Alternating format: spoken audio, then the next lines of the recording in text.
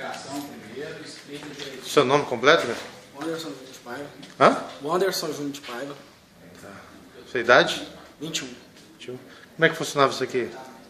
Arrancava o rótulo da cerveja local, comprava local, arrancava o rótulo da local, tirava o rótulo da outra que eu pegava vazia, transferia só os rótulos de uma para outra.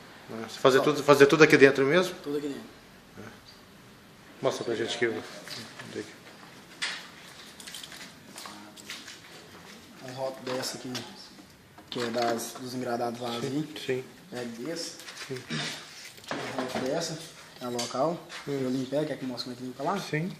Não, tá tranquilo.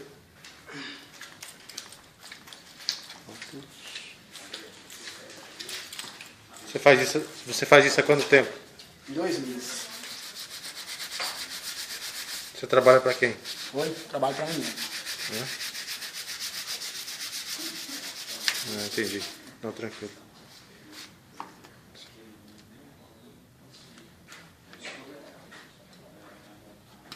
Aí ela seca normal.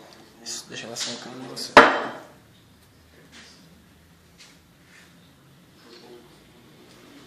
Entendi. Aqui você coloca as tampas. As tampas você compra onde? Eu compro no bar. Hã? No bar, usadas no bar.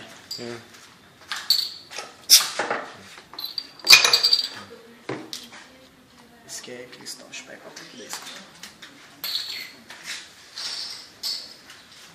Minha escola.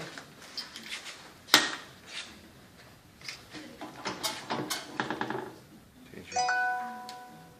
Tranquilo. Ok, então.